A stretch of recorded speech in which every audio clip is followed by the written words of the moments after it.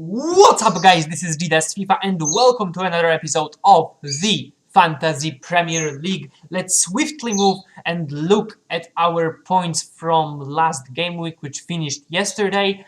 And we got 33 points. That's not a good result. A lot of things went against me, and we will check it out in detail. It's 2 points below average, so that's definitely a disappointing result. But we were on a streak of good results lately, and we were due a bad result sooner or later. So now let's take a look at our goalkeeper. De Gea 6 points, but Jakupovic, who played against Man United, got 11 points. He got a man of the match. He got 6 saves, so that's 2 points, 3 points bonus, and he was just God mode yesterday. Then we got Gary Cahill with 2, McAuley with 2, Coleman with 5, and Mirallas with 2. Yesterday, when I was looking at the Everton game, I was looking at live score, and it seemed like they've written that Mirallas had an assist and Coleman had a goal, but after that, I can see that they changed it to the assist from Coleman and an own goal by, I think it was Ryan Shawcross. I haven't seen the goal, so I cannot say anything about it. 2 points for Phillips, 8 for Sanchez for an assist, 2 for Lallana, 0 for Diego Costa because he missed a penalty, so he could have had 6 points here, or maybe even some bonus points, and we would have been much better, but as you can see, he got -2, so we finished with 0. No goals all around. A rather disappointing result, but also a very weird game week because only Man City out of the top 6 teams got full 3 points in this game week, which is rather weird. So now we're going to make a transfer, and it's a transfer that I'm really excited to make, even though maybe I shouldn't. Let's check out Crystal Palace, and we're gonna buy a defender by the name of Patrick Van Aanholt. He's a very good defender. Can go forward, get assists, get goals, and now he's in Crystal Palace, who have easy games ahead of them, and he costs just 5 million, which is less than Daniels, who has been doing nothing for us. Absolutely nothing. So we're making 0.2 and getting a defender, an absolute bargain. So that's going to be the transfer that I make, and I'm very happy. I'm very happy to make that particular transfer at this point. So now we need to look at our team and figure out who should we leave out. I'm going to let Cahill, Coleman, McAuley, Van Aanholt. I don't know who should I kick out basically, but I think I'm going to leave it as it is, or maybe no, I'm going to put Adam Lallana on for Phillips, who haven't done a lot recently. As you can see, he did nothing in 3 games, so I'm going to give him a break, and probably that's when he will start scoring. But for me, he will just stay on the bench right here. And I will change my captain. It's not going to be Sanchez against Chelsea. It's going to be Romelu Lukaku against Bournemouth, because Bournemouth has been on horrific defending form recently. So I will be putting him in here. So yeah, that's how my team is going to look again. I could honestly put Phillips on for McAuley, for example.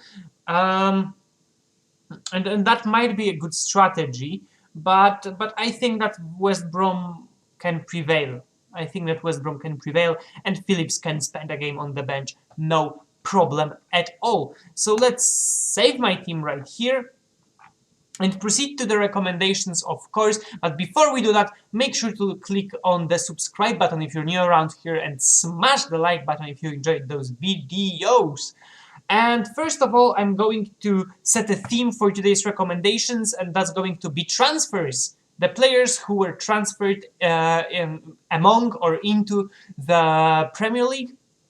And the first one is breaking the rules a bit, because I'm recommending to you Patrick Van Aanholt. Because I think he is a genius move for anyone. I think for his price of 5 million, he's a great fullback to have. And now that he has changed clubs, I think he might spread his wings a little bit and get some nice points, get some goals, get some assists, get more clean sheets maybe. So that's where I think we are standing, and it's an investment of 5 million after all, so it's not something serious. Then we go to Kamil Grosicki, who transferred to Hull City from Rennes, if I'm not mistaken. He has spent a few seasons in France, and he was usually good. He also got himself some informs. If you recall from previous FIFAs, he plays well for the Polish national team as well. And I think him on the left side with Markovic on the right side, and will make Hull much more dangerous in attack, and he might get some assists, he might get some goals too. 5.5 million he costs, and I think he's worth the gamble a little bit. So if you are up for the gamble, he is your man. And then at striker, we've got Manolo Gabbiadini, who went from Napoli to Southampton. Not the greatest season he had in Napoli now, but I think last season he had a better season. I don't follow Serie A that closely, so you can also always fill me in on that in the comment section below. And if he finds himself in Southampton, as well as Graziano Pelle, his national buddy, did a few seasons ago, then we might have something on our hands.